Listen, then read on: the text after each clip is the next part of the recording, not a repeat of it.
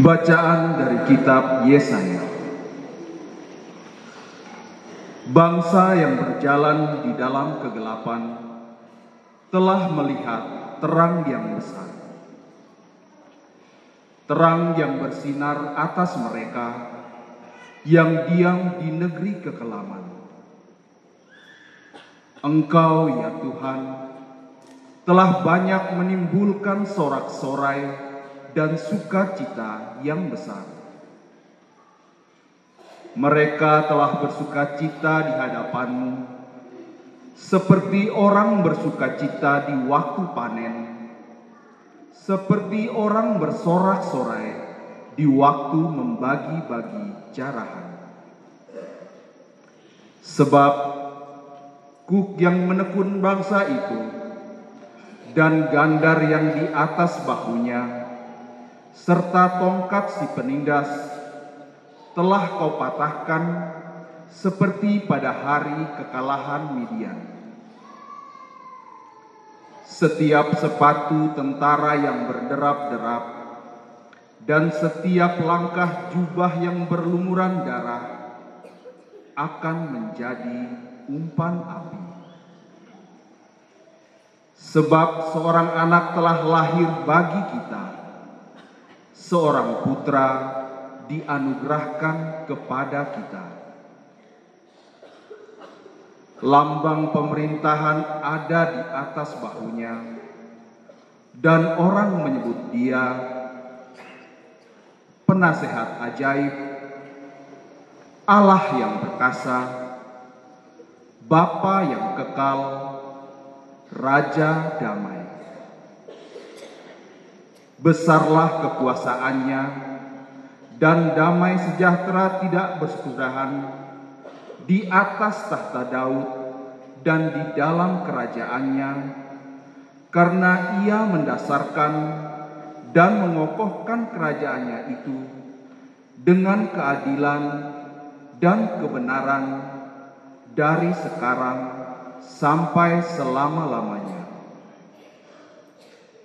Kecemburuan Tuhan semesta alam akan melakukan hal ini.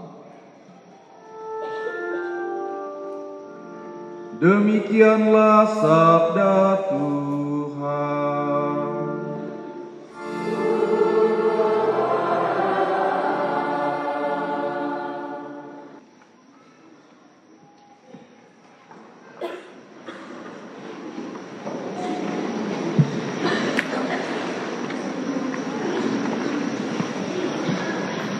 Bacaan dari surat Rasul Paulus kepada Titus.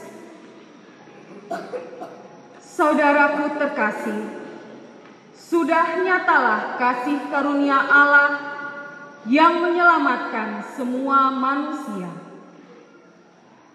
Kasih karunia itu mendidik kita agar meninggalkan kefasikan dan keinginan-keinginan duniawi, dan agar kita hidup bijaksana, adil, dan beribadah di dunia sekarang ini, sambil menantikan penggenapan pengharapan kita yang penuh bahagia dan pernyataan kemuliaan Allah yang Maha Besar dan Penyelamat kita, Yesus Kristus. Ia telah menyerahkan dirinya bagi kita untuk membebaskan kita dari segala kejahatan dan untuk menguduskan bagi dirinya suatu umat miliknya sendiri yang rajin berbuat baik.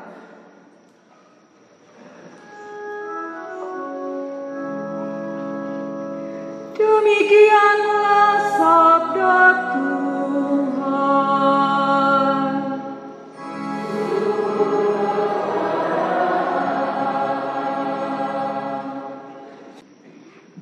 Tuhan sertamu.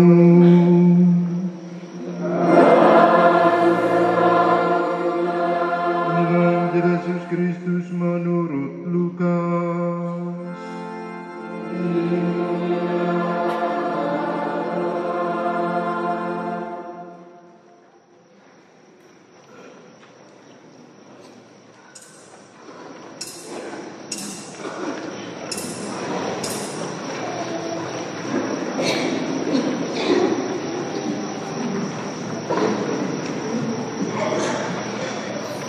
Hari ini telah lahir bagimu Juru Selamat. Pada waktu itu Kaisar Agustus mengeluarkan suatu perintah menyuruh mendaftarkan semua orang di seluruh dunia.